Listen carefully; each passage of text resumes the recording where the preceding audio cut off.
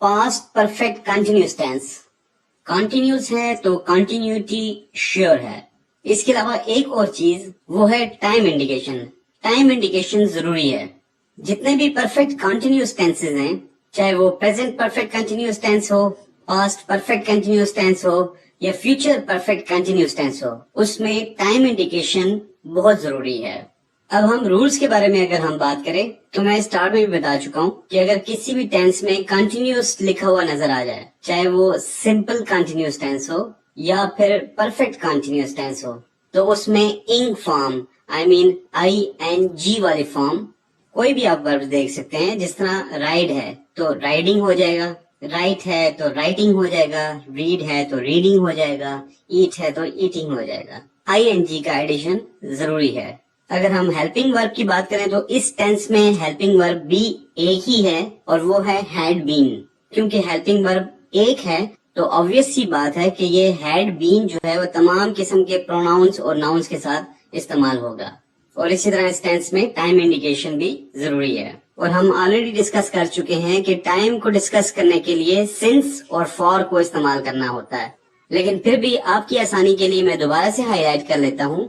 Since को हम use करेंगे अनकाउंटेबल टाइम के लिए और फॉर को हम यूज करेंगे काउंटेबल टाइम के लिए। अब हम एग्जाम्पल्स की तरफ जाते हैं। सबसे पहले हम पॉजिटिव और सिंपल सेंटेंसेस को देख लेते हैं। He had been living in Lahore since childhood। अब हम इस टेंस की अकॉर्डिंग टू रूल्स कुछ चीजों को देख लेते हैं। नंबर 1, हमने हेल्पिंग वर्ब कौन सा यूज किया, दैट इज had been। और दूसरी चीज आप देख सकते हैं लिविंग, ING ऐड हो गया। और तीसरी चीज, क्योंकि काउंटेबल टाइम नहीं है तो लिहाजा हमने सिंस को यूज किया। और अगर हम फॉर का इस्तेमाल करें तो जुमला कैसा होगा, आइए उसको देखते हैं। I had been, क्योंकि हेल्पिंग वर्ब एक ही यूज होगा तो वो तमाम नाउन्स और प्रोनाउंस के साथ यूज होगा। तो जुमला बनता है I had been living in Lahore for the last 3 years। अब ये 3 years काउंटेबल टाइम है, इसको आप काउंट कर सकते हैं। अब अगर हम इन्हीं पॉजिटिव सेंटेंसेस को नेगेटिव या इंट्रोगेटिव सेंटेंसेस में कन्वर्ट करते हैं तो क्या करना पड़ेगा, उसको डिस्कस करते हैं।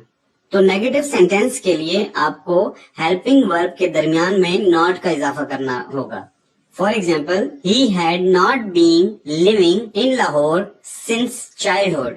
और अगर इस सेंटेंस को हम इंट्रोगेटिव सेंटेंस में कन्वर्ट करें तो हेल्पिंग वर्ड के फर्स्ट पार्ट को जुमले के शुरू में लिखना होगा। For example, had he been living in Lahore since childhood.